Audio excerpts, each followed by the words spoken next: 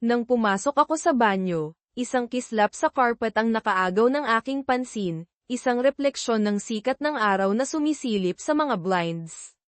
Nagtataka, tumingin ako pababa ng maingat. Nakayapak at nag-iingat na makatapak sa anumang matulis, hindi nabanggit ni Caroline na may nahulog siya rito, ngunit hindi mo kailanman malalaman.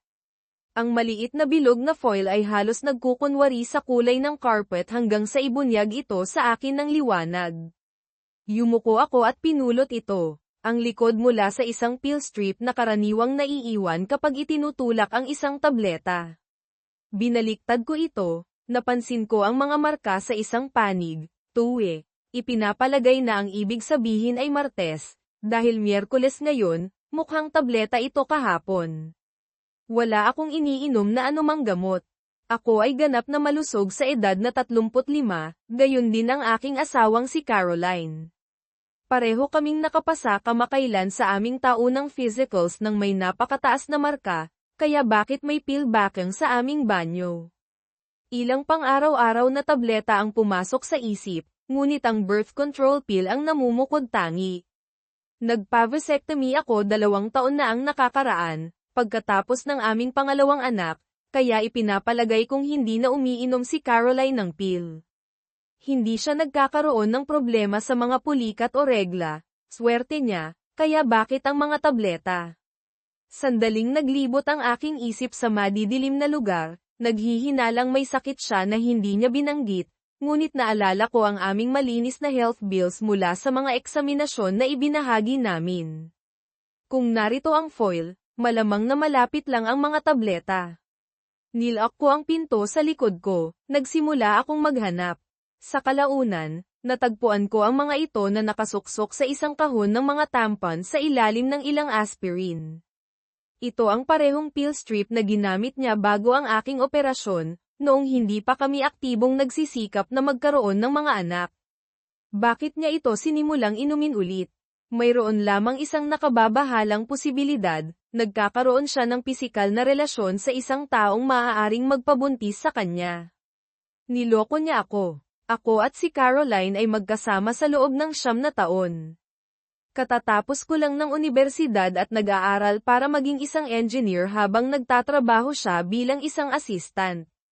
Nagkita kami sa isang bar, at bagaman hindi agarang nagkaroon ng koneksyon, pumayag siyang mag-dinner. Si Caroline, halos kasintangkad ko, dating atleta na may slender frame at maliit na dibdib, ang kanyang pinakakahanga-hangang katangian, sa aking opinyon, ay ang kanyang hindi kapani-pani walang puwet. Nag-date kami sa loob ng 1 taon bago kami ikinasal noong ako ay 26 na taong gulang. Ang aming mga anak, na may edad na 5 at 2, ang nagtulak sa akin na magpa-opera upang matiyak na hindi na kami magkakaroon ng higit pa. Tila perpekto ang aming pamilya, o kaya akala ko. Bumalik sa trabaho si Caroline pagkatapos ng bawat maternity leave, nakatuon sa kanyang trabaho sa kabila ng halaga ng childcare. Ako ay nagtatag ng isang engineering firm kasama ang mga kaibigan, tinatamasa ang aming trabaho kahit na hindi kami mayaman. Pagkatapos makita ang pill foil sa banyo, ibinalik ko ito at nagpa siya na pag-isipang mabuti ang mga bagay-bagay. Ang pagharap sa kanya ngayon ay walang makakamit. Kailangan ko ng plano at ebidensya. Ang mangyayari sa susunod ay hindi tiyak. Kailangan ko munang mangalap ng mga katotohanan. Pumasok ako sa trabaho gaya ng dati, pinag-iisipan ang aking mga opsyon, sino ang sangkot, kailan ito nagsimula, at gaano katagal. Ito ba ay isang tao mula sa kanyang trabaho, marahil kahit ang kanyang boss? May kaugnayan ba ito sa kanyang mga nakaraang komunikasyon? At ang pinakamahirap na tanong, ang mga anak ba namin ay talagang akin? Sa kabila ng mga emosyong bumubukal sa loob ko, pagkawala, pagkakanulo, sakit, galit, nakatuon ako sa pangangalap ng mga katotohanan. Bumaling ako sa internet, nag-order ng mga DNA testing kit upang palihim na suriin ang paternity ng aming mga anak. Bumili rin ako ng surveillance equipment, maliliit na voice recorders para sa kanyang kotse at bag, at maliliit na camera para sa aming tahanan. Nagduda ako na nagkakaroon siya ng affair sa bahay dahil bihira siyang naroon nang wala ako, o kaya akala ko. Kailangan kong i-access ang kanyang telepono. Alam ko ang isang clone ng tool na maaaring kopyahin ang kanyang telepono, kinukuha ang mga mensahe, email, at tawag. Ito ay nangangailangan ng pagbili ng isa pang telepono, na tumagal ng ilang araw upang dumating. Sa panahong ito, pinagmasdan kong mabuti si Caroline. Kumilos siya ng normal. Ang aming buhay sa kama ay tipikal, 1 o 2 beses sa isang linggo sa mga weekend. Hindi ko napansin ang anumang kaina-hinalang tungkol sa kanyang pag-uugali o biglaang pagligo pagka-uwi. Maaaring hindi siya nanloloko, o siya ay napakaingat, posibleng nagpapatuloy sa loob ng mahabang panahon na tila nakagawian na. Dumating ang mga package noong Biyernes ng umaga sa aking opisina. Upang maiwasan ang mga tanong, natanggap ko ang mga DNA test kit, voice recorders, camera, isang bagong telepono, at isang clonang kit. Handa nang magpatuloy, umalis ako ng trabaho ng maaga. Sa bahay, pinapakain ng au pair ang mga bata ng hapunan. Pinangasiwaan ko ang paglalagay ng mga kamera ng palihim, isa sa bawat banyo, sala, at silid tulugan, para sa malinaw na tanawin ng aming kama. Matapos tulungan ang mga bata sa mga gawain sa pagtulog, kinuha ko ang mga DNA sample mula sa kanila at sa aking sarili, ipinadala ko kaagad ang mga ito para sa pagsubok. Dumating si Caroline sa bahay ayon sa schedule, at pinagdaanan namin ang aming karaniwang gawain, nagpapalitan ng mga update sa aming mga araw nang hindi gaanong nakikinig. Pagkatapos ng hapunan, naligo siya, binibigyan ako ng pagkakataong mag-install ng mga voice recorders sa kanyang kotse at bag, at i-clone ang kanyang telepono. Sinuri ko ang clone para sa mga nakakakulong na mensahe o email ngunit wala akong nakita. Maaaring maingat siya, o hindi siya nanloko. Hindi ako makapagpas siya. Ang weekend ay lumipas ng karaniwan, kasama ang aming karaniwang pagiging malapit sa umaga bago magising ang mga bata. Ginugol namin ang weekend ng magkasama ng walang sagabal, na ginagawang malamang na ininom niya ang mga tableta, gaya ng ebidensya ng mga nawawalang araw sa strip. Noong Lunes, ipinaalam ko sa kanya na magtatrabaho ako mula sa bahay. Umuwi siya sa opisina. Binibigyan ako ng pagkakataong kunin ang mga flash drive mula sa lahat ng camera at suriin ang mga ito. Kinumpirma ng footage ng banyo na ininom niya ang mga tableta. Ibinunyag ng camera sa silid tulugan ang isang sorpresa. Noong Sabado ng gabi, habang nagluluto ako ng hapunan, naligo siya sa aming silid tulugan, nagtitext sa isang tao sa isang pangalawang telepono na wala sa kanyang bag. Itinago niya ito sa ventilation duct. Sa kabila ng pagsusuri, wala ito doon, na nagpapahiwatig na dinadala niya ito kapag umaalis siya. Kailangan ko ng access sa teleponong iyon, ang unang matibay na ebidensya ng kanyang kaina-hinalang pag-uugali. Sa pagsusuri ng footage ng umaga, nakita ko siyang kunin ang telepono mula sa vent at ilagay ito sa kanyang bag bago umalis para sa trabaho. Nang gabing iyon, pagka-uwi at pagligo niya, wala ng telepono ang kanyang bag. Alam kong malamang na itinago niya ito sa vent, tahimik kong kinuha ito mula sa silid ni Sonia, kinloan ito, at ibinalik ito, halos nahuli nang lumabas siya sa banyo at natagpuan ako malapit sa kama ni Sonia, hinahagod ang kanyang buhok. Mahina siyang nagtanong, may nangyari ba? Umiling ako. Minsan gusto kong umupo kasama ang isa sa kanila, bulong ko, para lang ipaalala sa aking sarili kung gaano ako kaswerte na magkaroon ng gayong kahanga-hangang mga anak. Ngumiti siya. Isa kang sentimental na matanda, tukso niya. Pabayaan mo siya bago mo siya gisingin. Kinabukasan ay sa wakas ay tiningnan ko ang cloned na telepono. Doon gumuho ang aking mundo. Tumulo ang mga luha sa aking mukha habang nakaupo ako sa aking silya sa opisina, hindi pinapansin ang intercom buzz. Sa kalaunan, kumatok ng mahina ang aking sekretarya na si Michelle at pumasok. Si Michelle, palaging propesyonal at nakasuot ng konserbatibo, ay mukhang mas matanda kaysa sa kanyang edad sa kanyang slim frame, pulang buhok, at berdeng mata. Ang aming relasyon ay palaging negosyo lamang. Hindi ko kailanman binigyan siya ng dahilan upang mag-isip ng iba. Nagtiwala siya sa akin tungkol sa patuloy na pagmamaltrato ng isa pang partner, nagbabanta ng legal action. Sinabi niyang nanatili siya dahil pinakitunguhan ko siya ng may paggalang. Galit, hiniling niya ang kanyang pagpapaalis, binibigyan kami ng ultimatum, siya o siya. Nauwi ako sa 60% pagmamayari, nawalan ng partner. Sandaling umalis si Michelle para pangasiwaan ang kanyang naunang gawain, bumalik sa aking opisina at nilock ang pinto. Dinalhan niya ako ng mga napkin at tahimik na nagtanong, sabihin mo sa akin. Ipinakita ko sa kanya ang telepono. Ang mga text sa pagitan ni Caroline at ng isang hindi pinangalanang tao ay nagbunyag ng mga sikretong pagkikita at mga detalye ng pagtatalik na tanging isang pangmatagalang kasintahan ang makakaalam, mga detalye tungkol kay Caroline na hindi ako kasama. Tila wala ako sa kanyang pribadong mundo. Kilala mo ba kung sino? Tanong niya, nananatiling propesyonal. Umiling ako. Paano mo nalaman? Tanong niya. Ikinwento ko ang paghahanap ng silver pill bakang sa sahig ng banyo at pagtuklas sa mga tableta. Ang mga salita ay damaloy ng walang kahirap-hirap. Sa buong, tahimik siyang nakaupo na hawak ang aking kamay, isang unang para sa amin. Kailangan mo ng higit pang impormasyon, sabi niya. Magkakaroon tayo ng DNA ng mga bata sa Miyerkules. Kaya mo bang maghintay hanggang noon?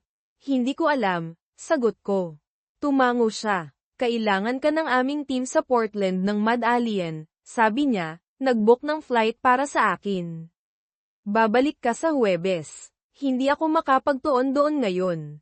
Sabihin mo kay Caroline, sabi niya, kinukuha ang aking telepono upang magpadala ng mensahe. Mabilis na tumugon si Caroline, kinumpirma na naiintindihan niya at mahal niya ako. Pagkatapos ibalik ang aking telepono, kinuha niya ang kanya. Lorraine, sabi niya dito. Michelle, oo, salamat. Kailan ka libre ngayong hapon? Sige, magkita tayo noon, sabi niya nang mabilis, itinuturo ako gaya ng madalas niyang ginagawa sa trabaho. Halos nakagiginhawa na hindi mag-isip, ipinagpapalagay ang mga desisyon sa ibang tao. Nang lumabas ako sa banyo, hawak niya ang aking jacket. Saan tayo pupunta? Tanong ko. May appointment ka sa kaibigan ko, sagot niya. Sumunod ako. Si Lorraine, ang matalik na kaibigan ni Michelle at isang divorce lawyer, ay nagtatrabaho sa sariling diborsyo ni Michelle, matapos matuklasan ang pagtataksil ng kanyang asawa. Sa loob ng empleyado, ipinaliwanag ni Michelle ang aking sitwasyon kay Lorraine habang nanunood ako ng tuliro. Hindi ito dapat ang buhay ko. Si Lorraine, na may karanasan sa mga ganitong bagay, ay nakatuon sa pangangalap ng lahat ng detalyeng mayroon kami. Gary, tawag niya. Hindi ako ang kinakausap niya, ibang tao. Nakaramdam ako ng hapdi sa aking pisngi habang sinampal ako ni Michelle. Nagising ako sa gulat. Nakita kong kumislap ang sorpresa at pagkaaliw sa mga mata ni Lorraine bago siya sumeryoso. Gary, tanong niya. Tumango ako. May plano ka ba? Ang isip ko bilang engineer ay bumalik sa aksyon sa kanyang mga salita. Ibagsak silang pareho, sabi ko. Inaasahan ko ang isang nagulat na reaksyon, ngunit ngumisi pa si Michelle. Sige, sabi ni Lorraine. Naiintindihan ko. Gayunpaman, hindi iyon isang opsyon ayon sa batas. Tuklasin natin ang ilang iba pang mga paraan. Inilatag niya ang mga opsyon ng hindi nagtataguyod para sa alinman. Una, huwag gawin ang anuman. Patuloy na magpanggap na ignorante para sa isang mapayapang buhay. Pangalawa, isang amicable na diborsyo, na binabanggit ang hindi mapagkakasundo ng mga pagkakaiba, hatiin ang mga ari-arian, magbayad ng child support. Pangatlo, maging nuclear, magdemanda para sa pagtataksil, labanan ang paternity, at higit pa. Mabilis na gumana ang aking mga iniisip. Wala ang opsyon isa. Hindi ako magiging isang kampante, nilokong lalaki. Hindi angkop ang opsyon dalawa. Labis akong namuhunan sa aming buhay. Opsyon 3, Deklarasyon ko. Nuclear. Ngumisi si Lorraine. Kung gayon, sisimulan ko ng punan ang mga papeles. Iminumungkahi kong simulan mo ng palihim na subaybayan ng iyong asawa upang mangalap ng higit pang ebidensya. Alamin kung sino, kailan, at saan. Talagang kailangan natin ng higit pang katibayan. Maaari ko bang panatilihin ang teleponong ito? Wala itong maitutulong sa iyo, sabi niya. Tumango ako at iniabot ang telepono. Umalis kami ni Michelle sa opisina ni Lorraine, at dinala niya ako sa isang maliit, pamilyang hotel, nag-book ng kwarto para sa akin. Maligo ka at mag-order ng isang bagay para sa kwarto, utos niya, ako ang responsibilidad.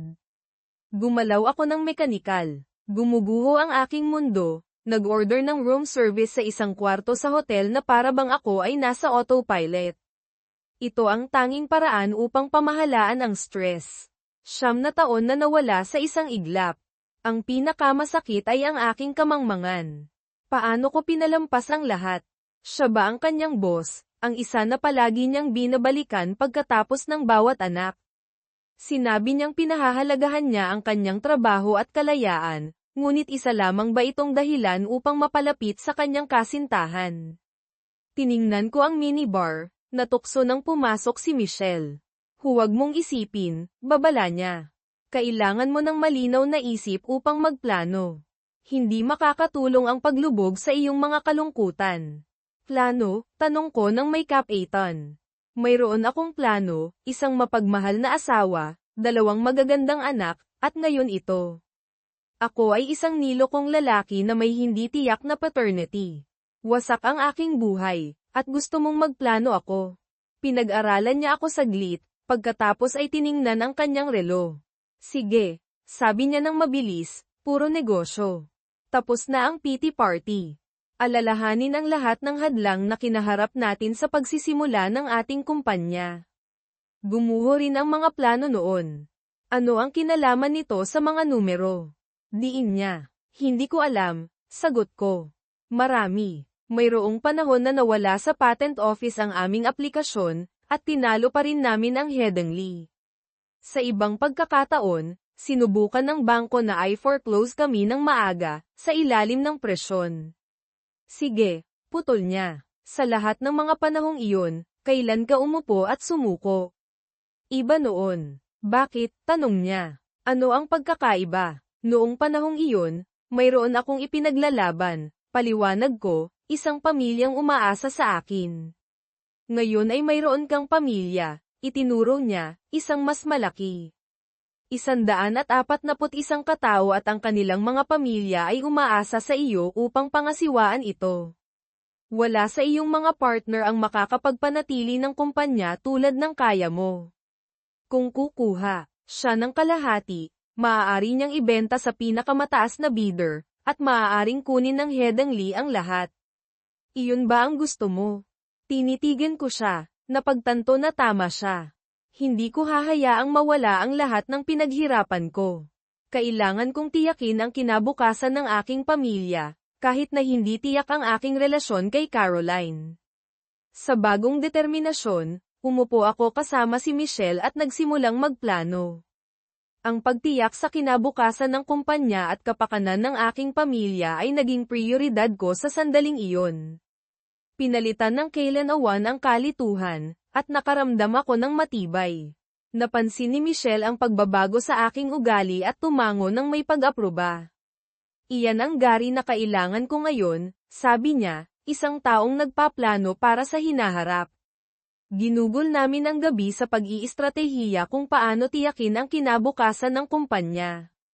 Sa simula, isinasaalang-alang ko ang pagbebenta ng aking mga share sa mga partner, ngunit binvito ito ni Michelle, sa takot na hindi nila pamahalaan o buwagin ito kapag nakontrol na nila.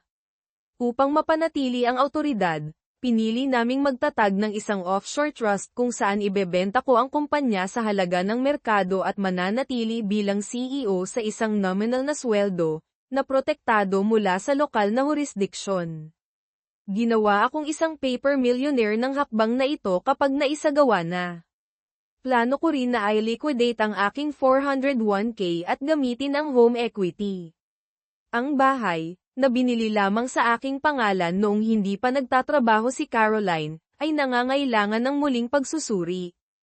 Pinagsama-sama ko ang mga gawain at nakipag-ugnayan sa aking abogado, si Brian Spencer, na namamahala sa mga legal na gawain ng kumpanya, upang ayusin ang isang pagpupulong kinabukasan.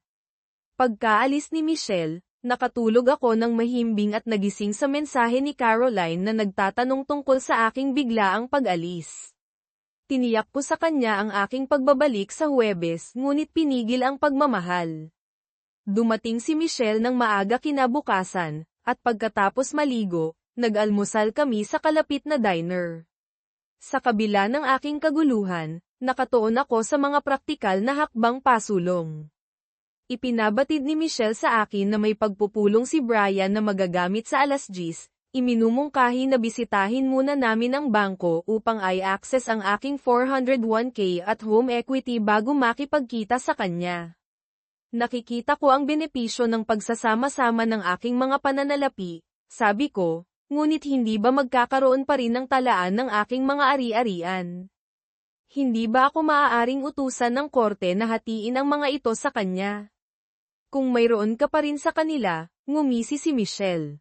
Doon papasok ang Vegas. Pagkatapos tipunin ang iyong kapital, gumugol ng 1 linggo doon at ubusin ang lahat bago mag-file para sa diborsyo.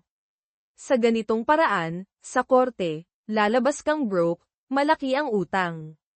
Maaaring harapin ng iyong bahay ang foreclosure, at ang iyong kita ay halos hindi makakabayad sa mga gastusin sa pamumuhay, maliban na lang kung hindi sa iyo ang mga bata. Kung sa iyo sila, ilagay ang iyong buong 401k sa isang trust para sa kanilang college fund. Hindi ito gagalawin ni Caroline. Maaari pa siyang mapunta sa pagbabayad sa iyo ng alimony. Kailan mo makukuha ang mga resulta ng DNA? Nag-aalangan ako, kinukuha ang aking telepono. Sinabi ng kumpanya na dapat nasa online sila ngayon. Sinuri ko ang email na may link ngunit ibinaba ang telepono. Hindi ako sigurado kung handa na akong makita ang mga resulta. Pwede ba? Tanong ni Michelle, at iniabot ko sa kanya ang telepono. Nag-scroll siya rito, pinag-aaralan ang screen. Pinanood ko ang kanyang mukha, umaasa ng isang pahiwatig. Tumingala siya. Wala pa ang mga resulta, sabi niya. Dapat dumating sila sa loob ng 12 oras, ayon sa pagsubaybay. Tara na, sabi niya, tayo.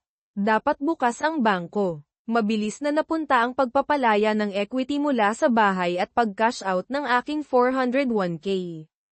Isinara ko ang lahat ng aming savings account, kabilang ang college fund ng mga bata, inililipat ang pera sa isang account sa aking pangalan. Ang joint account na may mas mababa sa $10,000 ay nanatiling hindi nagalaw. Ang aming abogado ay nagbanggit ng isang mahalagang punto nang binigyan namin siya ng briefing sa aming plano. May nakalimutan kang isang bagay, sabi niya, mayroon kang kasunduan sa kasal. Meron ba? Nagulat ako. Hindi ko napagtanto na iyon ay bahagi ng kasunduan sa partnership noong nagsimula ako. Kinakailangan ang lahat ng partner na pumirma ng prenup upang protektahan ang kumpanya sa kaso ng paghihiwalay, paliwanag niya. Sinasaklaw lamang nito ang mga ari-arian ng kumpanya, hindi ang mga personal na ari-arian. Bilang isang empleyado, maaari lamang nitong kunin ang iyong sweldo at 401k, iyon lang. Ang iminumungkahi ko, simula niya, nang hindi pinapuna ang plano ng iyong divorce lawyer, ay upang mamuhunan ng lahat ng liberated na equity mula sa iyong bahay sa kumpanya, bilhin ang isa sa iyong mga partner. Tila gustong kumita si Robert. Maaaring mangailangan ka ng pautang mula sa pension fund ng kumpanya upang masakop ang pagkakaiba. Magmumula ang mga pagbabayad mula sa iyong pinababang sweldo, na nagpapaliit sa iyong tinansyang mga ari-arian. Dahil ang lahat ng iba pa ay nauugnay sa kumpanya, nananatili itong protektado. Maaaring magdusa ang iyong credit rating mula sa foreclosure, at mawawala sa iyo ang kalahati ng iyong natitirang mga pondo sa bangko. Bukod doon, wala siyang matatanggap. Maaari naming ayusin ang iyong sweldo upang potensyal na gawing mas mataas ang kanya, na ginagawa siyang mananagot para sa child support. Paano ako mabubuhay? Tanong ko. Kung ang buo kong sweldo ay mapupunta sa mga pagbabayad sa pautang, kakailanganin ko pa ring masakop ang mga gastusin sa pamumuhay, kabilang ang aking 2 pang anak at, well, posibleng higit pa. Huwag muna nating pag-usapan ang mga bata, payo niya. Nakapagpasya ka na ba sa isang kurso ng aksyon? Kung hindi sila sa iyo, mananatili ka bang sangkot? Hindi ako sigurado, pag-amin ko. Masyadong napakarami ang iisipin. Kakailanganin kong maghintay hanggang sa makuha ko ang mga katotohanan bago gumawa ng gayong mga desisyon. Alalahanin ang iyong mga plano sa iba pang mga abogado, paalala niya sa akin. Pusta ko ang demanda laban sa kanyang kumpanya ay magdadala ng sapat upang bayaran ang pautang at ibalik ang iyong buong sweldo. Pagkatapos ng lahat ng ito, maaari mo ring i-claim ang mga gastos mula sa ama ng mga bata kung napatunayang hindi sa iyo, pagkatapos ng diborsyo, hiwalay sa settlement. Pwede mo bang kontakin si Robert para sa akin tungkol sa pagbebenta? Tanong ko. Sa tingin ko hindi ko kaya iyon ngayon. Tumango siya. Kokontakin ko siya at i-update kita. Nagkamay kami habang umalis kami sa kanyang opisina. Panandalian akong nakaramdam ng ginhawa habang palabas kami, nagsimulang mag-align ang mga plano, napuno ako ng kasiyahan. Pagkatapos ay tumama ang realidad, ipinapaalala sa akin kung bakit namin ginagawa ang mga planong ito, nag-iiwan ng isang kawalan sa aking dibdib. Nakaupo kami sa isang diner para sa tanghalian nang maglakas loob akong suriin muli ang aking telepono. Pag-click sa link sa email, iniabot ko ito kay Michelle, pinapanood ang kanyang mukha para sa isang reaksyon. Paumanhin ako, Gary, sabi niya ng mahina, iniabot pabalik ang telepono. Binasa ko mismo ang mga resulta. Wala sa mga bata ang biologically akin, kahit na ibinabahagi nila ang parehong ama. Ang gulat ng pagkawala ng parehong anak ay nalampasan ng galit sa pagkakanulo. Hindi lamang niya ako niloko tungkol sa kanilang paternity kundi pati na rin kinumbinsi akong magpa-vasectomy. Gary, bulyo ni Michelle, hinihila ako pabalik. Hindi ito ang oras. Kalma ka. Malalampasan natin ito. Nahihirapang kontrolin ang aking galit. Huminga ako ng malalim. Gusto kong saktan ang isang tao. Mga iniisip ng paghihiganti ang pumasok sa aking isip, kahit na umupa ng isang tao upang harapin ang lalaking nakipagtalik sa mga anak na akala ko ay akin. Pinakalma ni Michelle ang kanyang sarili at inakay ako palabas ng diner. Tumawag si Lorraine. Gusto kanyang makita, sabi niya habang nagtungo kami sa opisina ni Lorraine.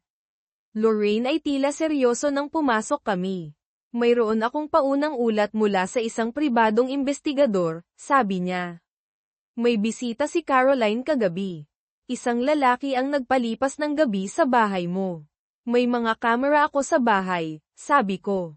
Ipapalit ko ang mga flash drive at maaari nating suriin ang footage. Magaling, tumango siya. Gawin mo na ngayon, pagkatapos ay magplano tayo ng estratehiya. Ang footage na ito ay maaaring maging mahalaga. Ang au pair ay kasama sina Sophie at James, sa play center. Nabanggit ko na hindi ako maaaring bumalik nang hindi nagdudulot ng hinala. Dapat ay wala ako dahil sa negosyo. Sinuri ni Lorraine ang kanyang telepono. Ang au pair ay abala. Magbabantay ako at aalertuhan kita kung aalis siya. Nagmadali kami sa bahay ko, mga 30 minuto ang layo. Mabilis kong ipinagpalit ang mga flash drive, sinuri ang bahay, walang nakita na kakaiba, at bumalik sa opisina ni Lorraine. Sa pagsusuri sa footage, iniiwasan kong panoorin ang footage sa silid tulugan. Hindi ko kayang makita pa. Kinumpirma nito ang aking mga hinala, ang kanyang boss, si Bill Wright, ay pumapasok sa bahay gamit ang kanyang sariling susi nang batiin siya ni James bilang, Papa Bill. Bumuhos ang luha ko. Hindi ko na kayang manood pa. Nasaksihan ni Lorraine ang aking pagkabagabag. Si Michelle, sa unang pagkakataon, ay yamakap sa akin habang ako'y umiiyak. Pagkatapos ng ilang oras, nakalma ko ang sarili ko. Gusto mo bang magpahinga? Tanong ni Lorraine, ngunit tumanggi ako. Bahagyang nabawasan ang sakit, napalitan ng lumalalang galit. Ano ang susunod nating hakbang? Tanong ko. Nakuha ko ang mga tuntunin ng pagtatrabaho mula sa kumpanya ng iyong asawa, paliwanag ni Lorraine. Mayroong isang anti-fraternization clause na nagbibigay sa atin ng batayan upang magdemanda para sa paglabag, lalo na dahil ang taong kasangkot ay isang senior manager. Binigyan namin ng maikling paliwanag si Line, ang abogado ng aking kumpanya, na nagudyok sa kanya na tawagan siya kaagad. Nakatanggap siya ng mga kopya ng kasunduan sa prenuptial sa pamamagitan ng email. Binabago nito ang lahat, sabi niya, habang sinusuri ang mga dokumento. Ang plano ng iyong kasosyo ay perpekto. Kung handa siyang magbenta, ipamuhunan natin ang lahat sa kumpanya upang protektahan ito. Maaari nating aidmanda ang kanyang kumpanya para sa hindi pagsunod, siya para sa emosyonal na pagkabalisa, siya para sa maling pagkatawan sa sertipiko ng kapanganakan, at pareho para sa mga gastos na may kaugnayan sa bata. Nakasalalay ito kung gusto ni Robert na magbenta. Kailangan nating maghintay para sa kanyang desisyon, sabi ko. Hinatid ako ni Michelle pabalik sa hotel kung saan ako nanunuluyan. Pagkarating ko sa aking silid, may kumatok sa pinto. Si Michelle pala. Umuwi na tayo, himok niya. Hindi ka dapat manatili dito ng mag-isa. Bakit hindi? Tanong ko. Dahil magmumuni-muni ka, o pupuntahan mo ang minibar, sagot niya ng mariin. Kailangan kitang bantayan. Tinipon ang aking mga gamit, inakay niya ako palabas sa kanyang kotse. Saan tayo pupunta? Tanong ko, na walang pakialam sa aking lugar. Mayroon akong ekstrang silid na maaari mong gamitin, sabi niya. Magsisimula na akong tumutol, ngunit pinatahimik ako ng kanyang tingin. Hindi pa ako nakapunta sa bahay ni Michelle, nagulat akong malaman na halos kasinlaki ng akin, kahit na iisang palapag. Ipinakita niya sa akin ang isang silid na may banyo. Mag-shower ka at magpalit, utos niya. Hapunan sa loob ng 30 minuto. Tahimik kaming kumain, ang pagkain ay tila masarap, bagaman hindi ko ito malalasahan. Ang aking isip ay nag-iisip ng maraming bagay, ang mga emosyon ay napakagulo upang maunawaan. Galit na galit ako, ngunit manhid, nakatuon lamang sa pagpapatupad ng aking mga plano. Ako ay nasa autopilot, hinihimok ng layunin. Habang nag-iisip ako kung ano ang gagawin pagkatapos ng hapunan, tumunog ang telepono. Napapitlag ako, umaasa na hindi si Caroline. Hindi nga siya. Hello, bati ko nang walang sigla. Robert, sabi ko. Bakit? Tanong niya ng simple. Magkaibigan kami ni Robert mula pa noong unibersidad, kung saan nagkaroon kami ng ugnayan sa isang proyekto na naglatag ng pundasyon para sa aming negosyo. Sa simula, ako ang may hawak ng mayoryang bahagi sa kumpanya dahil sa mas malaking paunang pamumuhunan. Nangangaliwa si Caroline sa akin, sabi ko ng diretso. Sa lahat ng oras na ito, bulalas niya. Sa lahat ng oras na ito, kumpirma ko, at wala sa mga bata ang sa iyo. Nagkaroon ng paghinto sa linya. Kaya gusto mong atali ang lahat ng iyong ari-arian sa kumpanya at umasa sa kasunduan sa prenuptial, tanong niya, na malinaw na mas nauunawaan ang aming kasunduan sa pakikipagsosyo kaysa sa akin. Pananatilihin ko ang 5% at magpapatuloy bilang isang consulting engineer, paano kala niya? Aayusin ko ito sa HR. Ang iba pa ay sa iyo. Okay, sang-ayon ako. Ipahanda ko kay Brian ang mga papeles. Gary, sabi niya pagkatapos ng ilang sandali, ikinalulungkot ko talaga. Maaaring hindi mo maramdaman ngayon, ngunit magiging mas madali, pangako ko. Napuntahan ko na ang kinalalagyan mo ngayon, at nagiging mas madali ito. Saka ko lang naalala na nagdaan siya sa diborsyo mga 4 na taon na ang nakalilipas. Itinago niya ang mga detalye, bagaman malapit kaming magkaibigan. Alam kong hindi ito naging kaaya-aya. Ginamit niya mismo ang kontrata ng kasal.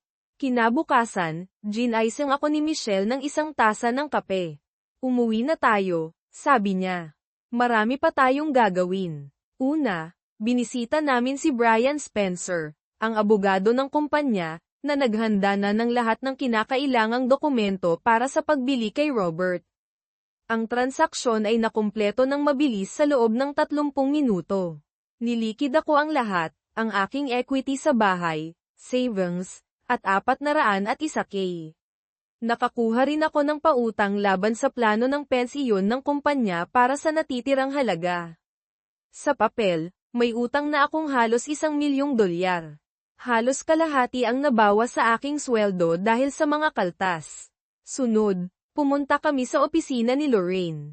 Sinuri niya ang mga dokumento para sa buyout at natuwa siya. Perpekto ito, sabi niya. Idadadraft ko ang mga papeles ngayon, at maaari nating isumite ang mga ito sa Lunes. Saan mo gustong maihatid sa kanya? Sa isang lugar na labis siyang ikahihiya.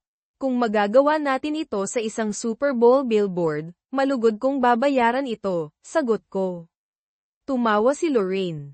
Ihahatid natin siya sa kanyang opisina, pagpapasya niya. Lunes ng umaga sa ganap na 10:00, basta malinaw ang mga papeles sa korte sa oras na iyon. Kung magsampa ako ngayon, dapat tayong makatanggap ng kumpirmasyon bukas ng hapon. Tumango ako bilang pagsang-ayon. Kaya, ano ang susunod? Tanong ni Michelle, na nangunguna.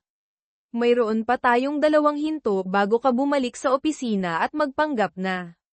Nakipaglaban ka lang sa isang sunog sa Portland. Kaya mo bang maghintay sa bahay hanggang Lunes? Sa tingin ko kailangan kong gawin, sagot ko. Hindi na kailangang hulaan, tiniyak niya sa akin. Sabihin mo sa akin kung ano ang kailangan mo upang maghintay hanggang noon. Hindi ako sigurado, pag-amin ko.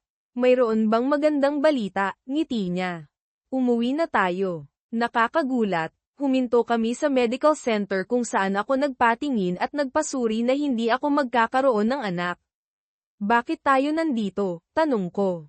Hindi mo ba gusto ng magandang balita? Tukso niya. Halika sa loob. Nag-ayos siya upang makita agad kami ng aking doktor.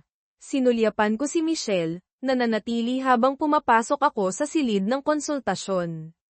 Pakiusap, sinenyasan ko siyang sumama sa akin, at tumango siya. Hindi nagkomento si Dr. Harrington sa presensya ni Michelle. Alam niya ang kanyang papel sa aking buhay at sa aming sitwasyon. Gary, panimula niya, nauunawaan kong nagtatanong ka tungkol sa vasectomy reversal. Lumaki ang aking mga mata. Posible ba talaga iyon? Sumulyap ako kay Michelle, na may bahagyang ngiti sa kanyang mukha. Oo, lubos itong posible, tiniyak sa akin ni Dr. Harrington, na may tagumpay na rate na humigit kumulang 75% para sa mga reversal na ginawa pagkatapos ng 3 taon.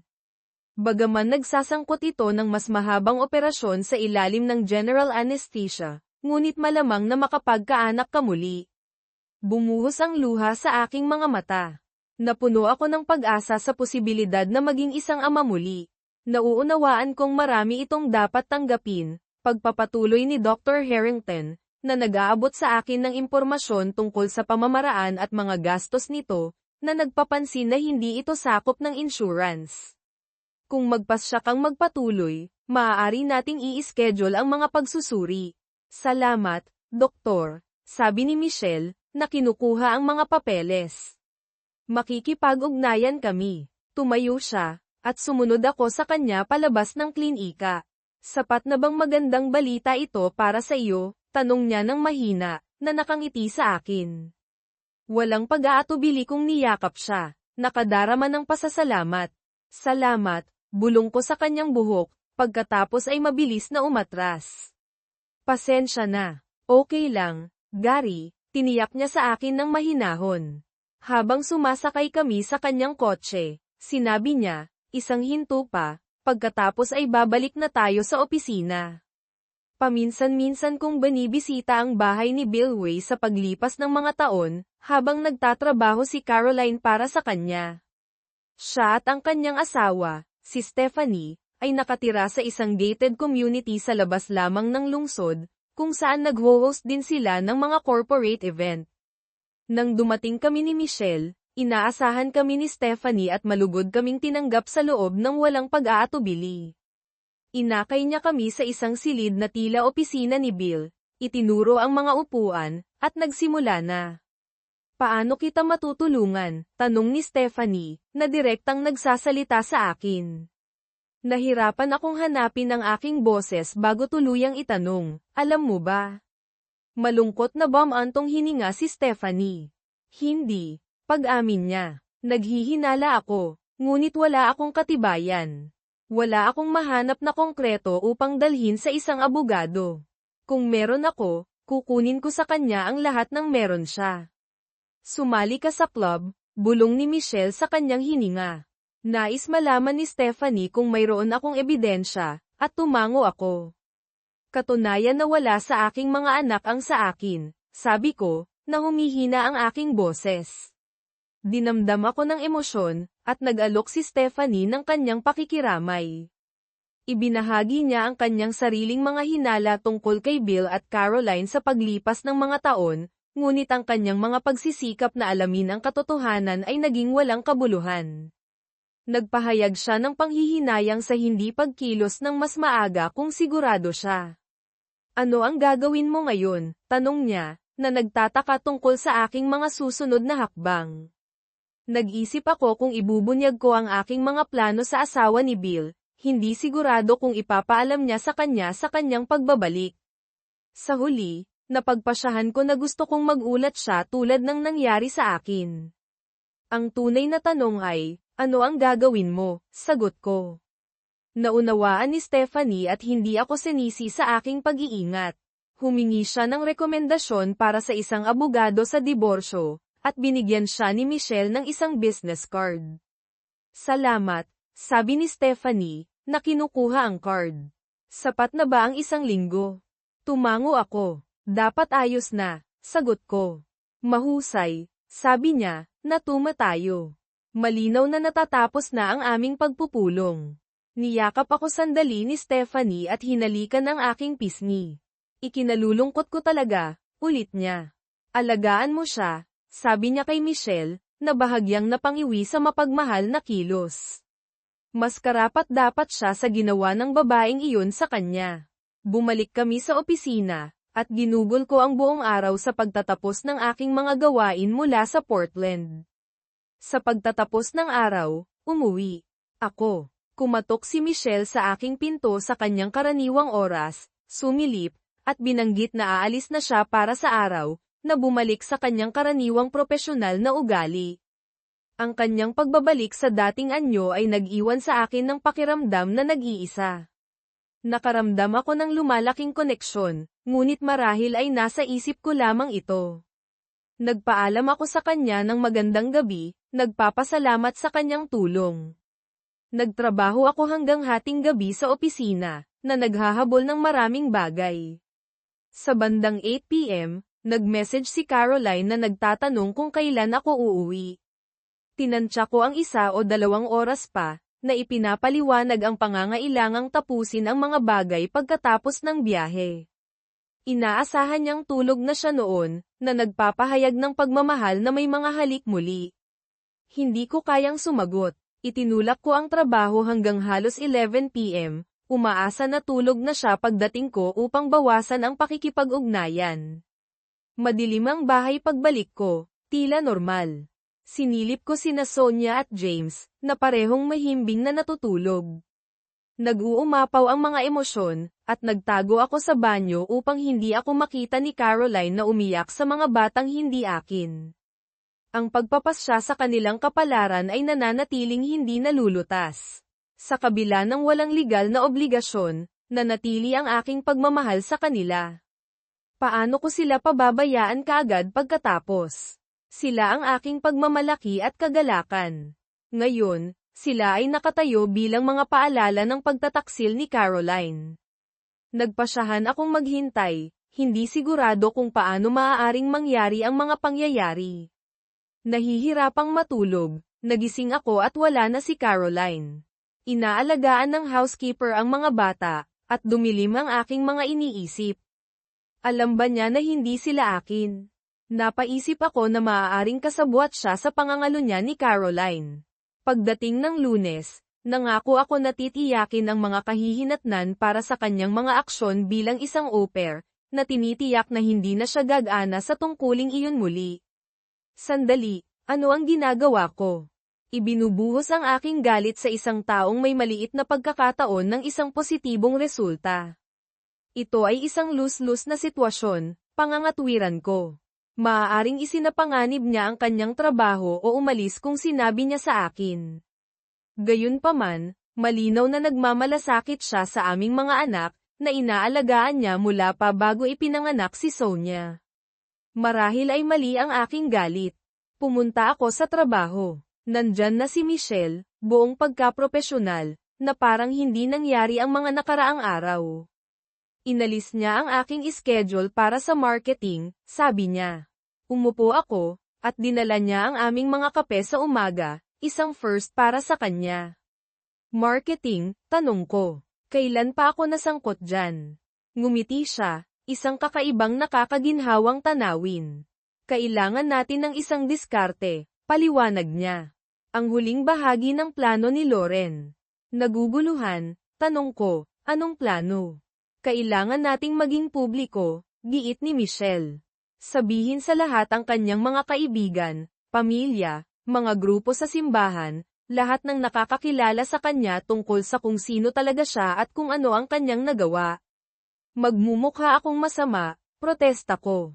Tatawanan ako bilang isang nilokong lalaki na nagpapalaki ng mga anak ng ibang lalaki. Kailangan mong sabihin ang iyong panig, sagot ni Michelle. Kung hindi mo gagawin ni Caroline, at ang kanyang bersyon ay magpapamukha sa iyo na mas masama, na sinasabing ikaw ay mapang-abuso o hindi karapat-dapat. Maaaring magduda ang mga tao, ngunit ang preemptively speaking out ay magpapahina sa kanyang depensa.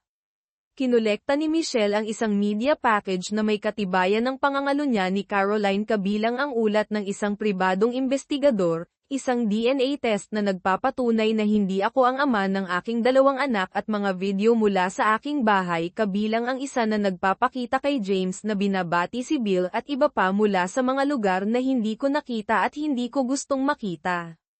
Nang maglaon noong umagang iyon, nakatanggap ako ng isang email mula kay Lorraine na binigyan siya ni Stephanie ng DNA ni Bill, na itinugma niya sa aking test na nagpapatunay na siya nga ang ama ng parehong mga bata. Mga batang bigla kong naisip na hindi ko na kayang isipin bilang akin. Isinama namin ang bagong impormasyong ito sa isang package para sa mga magulang ni Caroline at sa akin, sa kanyang mga kapatid at sa kanyang mas malawak na mga contact sa Facebook at LinkedIn. Ang mga kopya ay naka-schedule para sa paghahatid sa pamamagitan ng surir sa Lunes sa ika-10 ng umaga na nakatakda sa isang planadong kaganapan. Kailangan ko lang makalusot sa katapusan ng linggo. Sa paggamit ng aking background sa engineering, nakaisip ako ng isang plano. Sa loob ng wala pang isang oras, dinisenyo at binuo ko ang isang maliit na aparato na nilagyan ng motor, timer, at baterya. Maaari itong itakda upang mag-vibrate pagkatapos ng isang tiyak na tagal. Biyernes ng gabi, pagkaalis ng au pair, maingat. Kung inilagay ang aparato sa ilalim ng una ni Sophie. Oras na para i-activate sa aming karaniwang oras ng paggising na 6 AM kinabukasan. Maayos ang lahat. Ang pagpasok ni Sophie sa aming silid sa umaga ay pumihil sa anumang pagiging malapit. Tumawa ako sa aking sarili dahil matagumpay kong inookupahan ang aking sarili sa buong Sabado sa matagal nang napabayaang mga gawain ni Caroline nang banggitin niya ito. Casual kong itinuro na kailangan nilang gawin ang gabing iyon nang subukan ni Caroline na simulan ang pagiging malapit. Nagpanggap akong tulog. Pagkatapos niyang lumabas mula sa banyo noong linggo, ang naudlot na pagtulog ng kanyang anak mula sa aking aparato ay nagresulta sa kanyang pagbabalik sa silid ni Caroline. Ginugol ang linggo kasama ang mga bata sa zoo. Sa buong araw, nahirapan ako sa mga emosyon, na tinitingnan si Caroline, ang babaeng minahal ko o akala ko ay minahal ko at ang mga batang inalagaan ko na parang sarili ko. Halos mabasak ako ng maraming beses na kinagat ko ang aking pisngi hanggang sa damyugo ito upang mapanatili ang pagiging kalmado. Ngunit nakalusot ako sa katapusan ng linggo. Dumating ang Lunes, at ako ay matatag. Ipinabatid ko kay Caroline na magtatrabaho ako mula sa bahay, na waring upang talakayin ang mga bagay sa Au-pair. Pagkaalis niya sa trabaho, tila abala ako sa mga email at halos hindi ko siya pinansin nang magpaalam siya. Pagkaalis niya, napansin ko ang oras, alas 8:15. Kumatok ang Au-pair sa pinto ng aking opisina, na nagmumungkahi ng isang biyahe sa play center, na tinanggihan ko, na piniling panatilihin ang mga bata sa bahay, na nagulat sa kanya. Nadismaya si James ngunit sumang-ayon sa kabila ng kanyang pananabik na pumunta. Hindi nagtagal pagkatapos ng ika-9, dumating si Michelle sa bahay, na nagulat sa akin, ngunit tinanggap ko siya sa loob. Ito ang unang pagkakataon na gumawa ako ng kape para sa kanya. Sa ganap na alas 9:30, sumama kami kay Lorraine para sa isang conference call. Gary, panimula ni Lorraine, ito na ang huling pagkakataon mo para tumigil. Hindi ko sinasabing dapat kang tumigil. Sinasabi ko lang, kung nagbago ang isip mo nitong weekend, ngayon na ang tamang oras para magsalita. Hindi, mariin kong sagot. Kung gayon, magkikita tayo sa kabilang panig, kumpirma ni Lorraine. Nakahanda na ang lahat, binabantayan ko ang aking email, hinihintay ang kumpirmasyon ng serbisyo. Sa eksaktong 10 a.m., dumating ang unang email, sinundan ng pangalawa 3 minuto pagkatapos, at ang pangatlo 5 minuto pagkatapos noon. Pagkatapos ay tumunog ang aking telepono. Inaasahan ko si Caroline, ngunit nanay ko pala ang tumatawag. Gary, hi mom, sagot ko.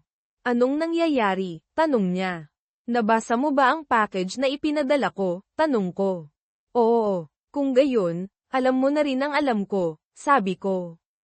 Nangangaliwa si Caroline sa akin, malamang sa buong pagsasama namin, sa boss niya.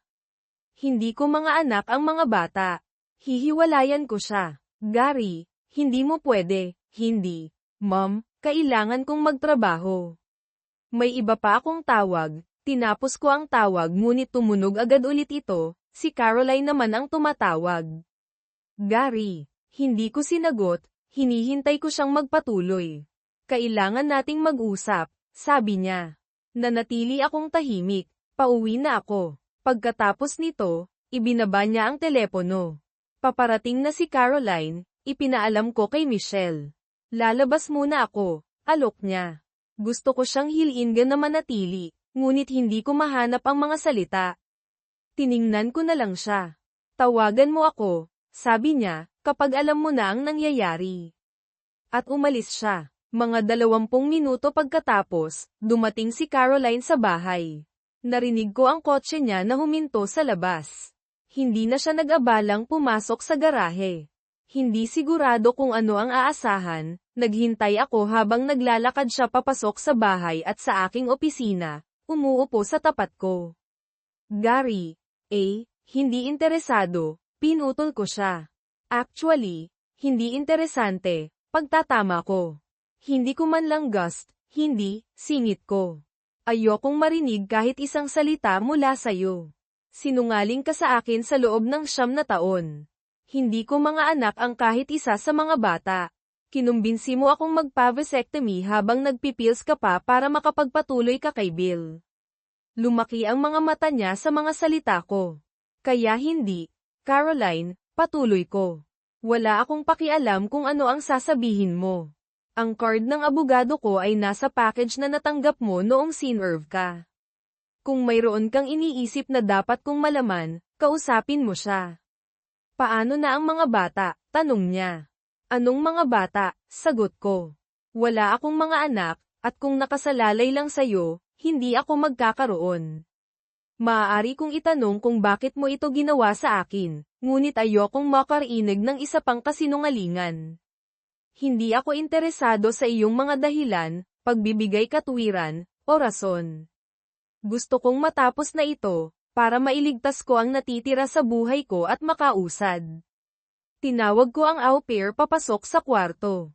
Naririnig niya ako sa pamamagitan ng nakabukas na pinto. Sinisante ka na. Agad kong sabi. Umalis ka na. Ano? Bulalas niya. Bakit? Dahil kinonsinti mo siya, itinuro ko si Caroline.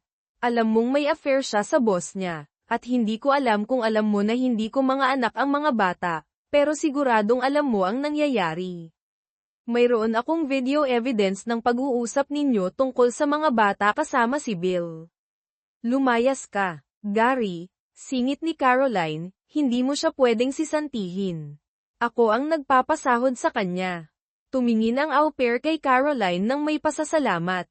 Sige, pagpayag ko. Nakontak ko na ang ahensya na ipinapalam sa kanila na kasabwat ka sa isang extramarital affair. Kung gusto ni Caroline na panatilihin ka, kailangan niyang asikasuhin ang iyong sahod, buwis, bakasyon, pensayon, sick leave, at insurance. Namutla ang au pair. Ang pagkawala ng kanyang trabaho at pagtanggal sa kanya sa mga record ng ahensya ay magpapahirap sa paghahanap ng bagong gawaing pantahanan. Imposible, nag-uusap ang mga ahensya sa isa't isa. Ngayon, lumayas ka, sabi ko sa kanya, at nagmamadali siyang umalis. Kailangan mo bang gawin yun? Tanong ni Caroline. Nagsimula ka na namang magsalita, sagot ko. Sinabi ko sa'yo na ayokong marinig ito.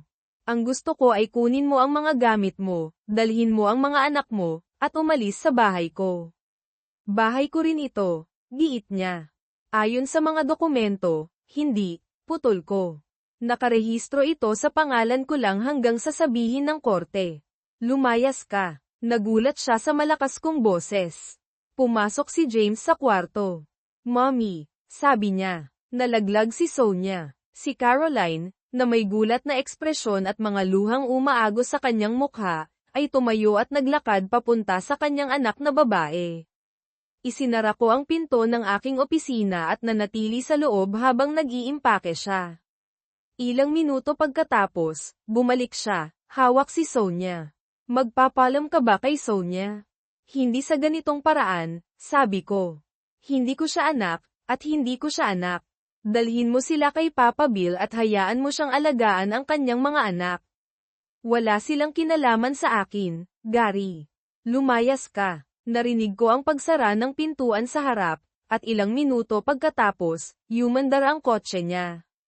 Wala na siya. Sa wakas ay nakahinga ako, na parang kanina pa ako hindi humihinga, at bumagsak. Hindi ko narinig ang pagbukas ng pinto, at nagulat ako nang may mga braso na pumulupot sa akin. Ibinabaon ko ang ulo ko sa aking mga kamay. Pagtingin ko, nakita ko si Michelle na yakap ako. Hinailan niya ako palapit, at humagulgol ako sa kanyang yakap. Inabot ng ilang oras para mahimasmasan ako. Itinapon ko lang ang 9 na taon, ang aking kasal, ang aking mga anak, ang aking buhay, lahat ay nawala. Ayoko nang harapin ang mundo. Si Michelle ang umako muli. Tara na, sabi niya. Binanggit ni Lorraine na aabutin ng mga 4 na oras bago makakuha si Caroline ng emergency order para manirahan sa bahay dahil sa mga bata, at dahil ito ang ating matrimonial home, babalik siya. Gusto mo bang hayaan siyang gawin ang gusto niya sa pamamagitan ng pagpapaalis sa iyo sa sarili mong bahay? Kumuha kami ng ilang damit at mahahalagang dokumento.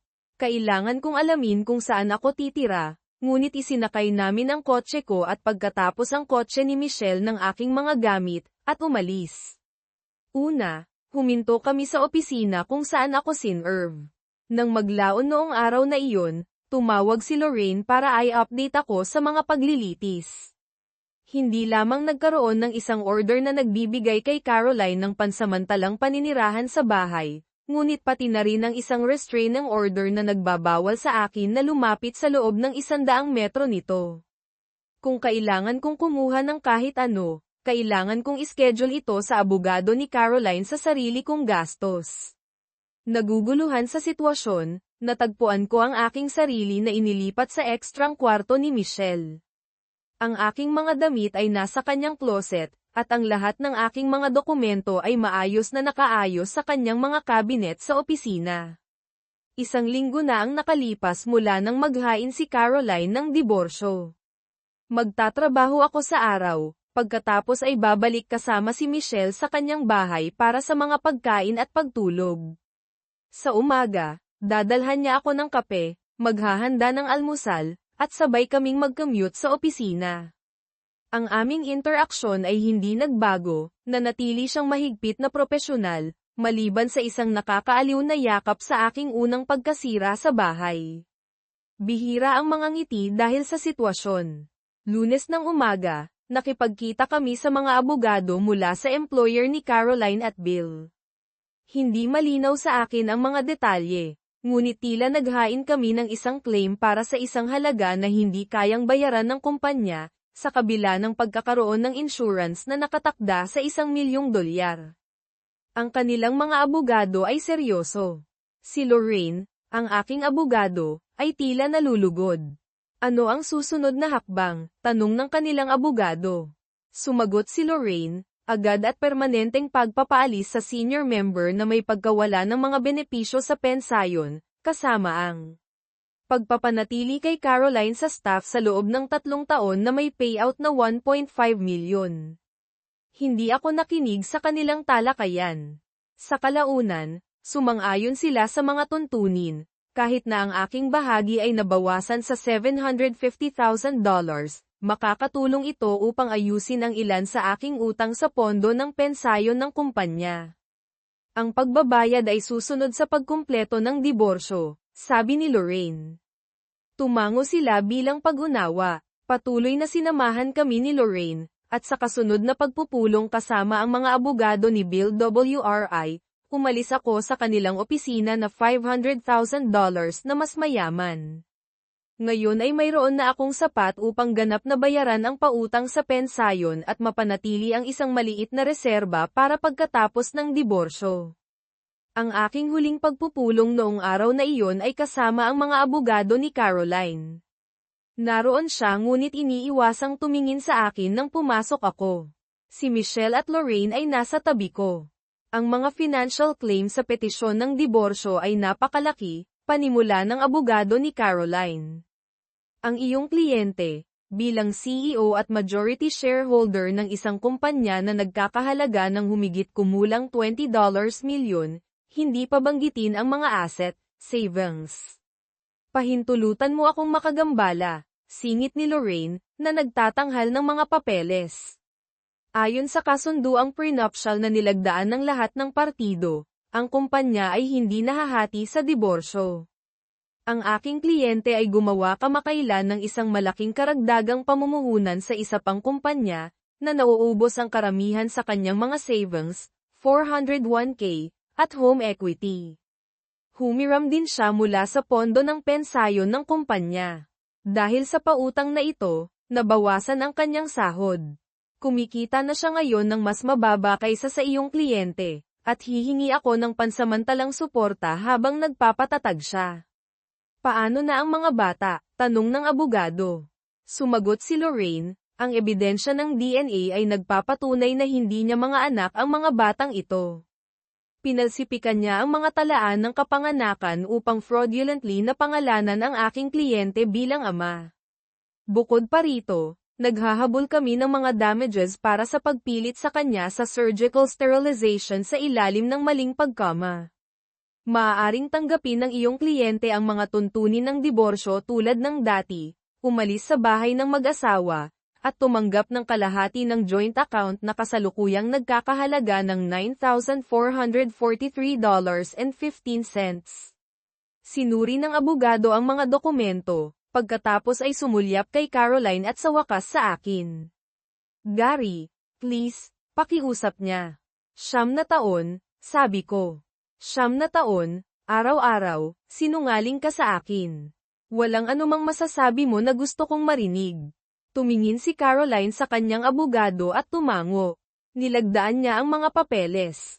Wala ako doon nang umalis siya sa aming bahay. Sa halip, nakatanggap ako ng isang sulat mula sa kanyang abogado na nagkukumpirma sa pag-aalis ng restraining order at paglilipat ng bahay sa akin. Sa kabila ng pagmumuni-muni ng pagbabalik, Pinili kong alista ang bahay para sa pagbebenta. Kahit na hindi nito ganap na natakpan ang aking utang sa bangko, tinugunan ko ang agwat, na nagiiwan sa bangko na nasiyahan.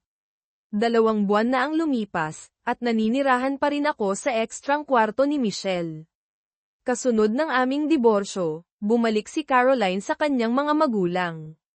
Sa kabila ng pagpapakita ng matibay na ebidensya, matatag silang sumuporta sa kanya at tumanggi na makipag-usap sa akin ng personal. Hindi iyon isang pagkawala para sa akin. Sa mga kadahilanang hindi ko alam, hindi natuloy ni Stephanie ang pagdidiborsyo kay Bill gaya ng ipinangako niya. Hindi na ako nagtanong pa. Dahil sa pagkawala niya ng isang corporate job at pensayon, kinailangan nilang ibenta ang kanilang bahay sa gated community at lumipat sa isang maliit na apartment. Nagawa ni Bill na makakuha ng disenteng trabaho sa kanyang mga koneksyon sa merkado at kasanayan, bagaman may mas mababang kita kaysa dati. Wala akong ideya kung nagtagpo na ba si Caroline at Stephanie. Hindi ko nakita si Stephanie mula noong araw na iyon sa opisina ng kanyang abogado at wala akong balak na gawin ito. Nasa desk ako sa trabaho nang kumatok si Michelle at pumasok nang hindi naghihintay ng tugon. Patay na si Bill WRI, prank kanyang anunsyo. Ano, bulalas ko. Paano? Tila nahuli siya ni Stephanie kasama ulit si Caroline, paliwanag niya. Binaril niya siya. Sumandal ako sa aking upuan, isang malawak na ngiti ang kumalat sa aking mukha. Sinubukan kong pigilan ito, ngunit nagpatuloy ito. Hindi sana nangyari iyon sa isang mas mabait na tao, sa wakas ay sabi ko. Humadyak si Michelle. Galit ka ba sa akin dahil masaya ako tungkol dito? Tanong ko sa kanya. Hindi man lang, matatag na sagot ni Michelle. Nakuha ng idiot na iyon ang nararapat sa kanya. By the way, dumating lang ito. Inilagay niya ang isang opisyal na sobre sa aking desk. Alam naming pareho ang nilalaman nito. Kinuha ko ito at binuksan. Iyon na iyon, tahimik kong sabi. Sa wakas ay malaya na ako. Sa wakas, umalingaw-ngaw si Michelle. Hindi inaasahan, sumandal siya at hinalikan ako. Hindi ito isang maikling halik. Ito ay isang buo, madamdaming halik na nag-iwan sa akin ng gulat at hinihingal. Nang humiwalay siya, sumandal ako sa aking upuan, nagulat at tensyonado. Sa loob ng 9 na taon, malambing niyang sinimulan, nasa tabi mo ako. Ikaw ang pinakamarangal na lalaking nakilala ko. Hindi ka man lang tumingin sa akin nang hindi naangkop o gumawa ng pagtatangka, at hinangaan kita para doon. Hinihintay ko ang sandaling ito sa loob ng 9 na taon, at ngayon na malaya ka na, gusto kong ipakita sa iyo na hindi lahat ng babae ay mapanlinlang. Magaling tayong team. Kilala kita sa loob at labas, tulad ng nalalaman ng sino mang asawa ang kanyang asawa, at kilala mo rin ako. Please, bigyan mo ako ng pagkakataong patunayan iyon. Wala akong masabi. Bumaha sa aking isipan ang mga alaala ng aming mga panahong magkasama. Bago lumitaw ang pagtataksil ni Caroline, napagtanto ko na mayroon akong tunay na damdamin para kay Michelle. Imposibleng hindi mabuo ang mga ito pagkatapos ng matagal na pagtatrabaho ng magkasama, lalo na noong kasal ako kay Caroline. Hindi ko kailangang pag-isipan ang mga damdaming ito, malinaw na ang mga ito. May sasabihin ka ba? Tanong niya. Halata ang pag-aalala sa kanyang mukha, isang bihirang tanawin. Ilan? Tanong ko. Lumitaw ang pagkalito sa kanyang mukha. Ilang ano? Tanong niya. Mga anak, paglilinaw ko. Ilang anak ang dapat nating magkaroon? Sa ganap na 9:30, sumama kami kay Lorraine para sa isang conference call. Gary, panimula ni Lorraine, ito na ang huling pagkakataon mo para tumigil. Hindi ko sinasabing dapat kang tumigil. Sinasabi ko lang, kung nagbago ang isip mo nitong weekend, ngayon na ang tamang oras para magsalita. Hindi, mariin kong sagot. Kung gayon, magkikita tayo sa kabilang panig, kumpirma ni Lorraine. Nakahanda na ang lahat, binabantayan ko ang aking email, hinihintay ang kumpirmasyon ng serbisyo.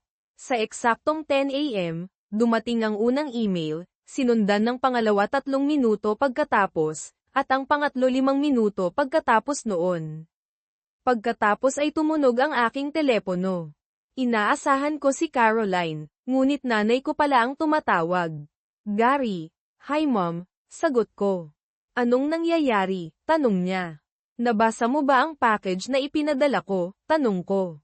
"Oo, kung gayon, alam mo na rin ang alam ko," sabi ko. Nangangaliwa si Caroline sa akin, malamang sa buong pagsasama namin, sa boss niya. Hindi ko mga anak ang mga bata. Hihiwalayan ko siya. "Gary, hindi mo pwede." "Hindi. Mom, kailangan kong magtrabaho."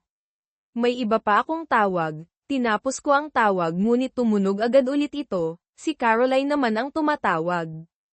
"Gary." Hindi ko sinagot, hinihintay ko siyang magpatuloy.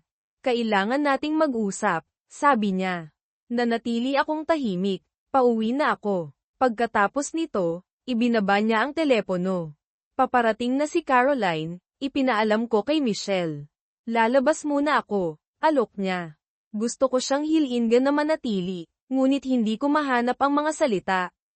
Tiningnan ko na lang siya. "Tawagan mo ako," sabi niya, "kapag alam mo na ang nangyayari."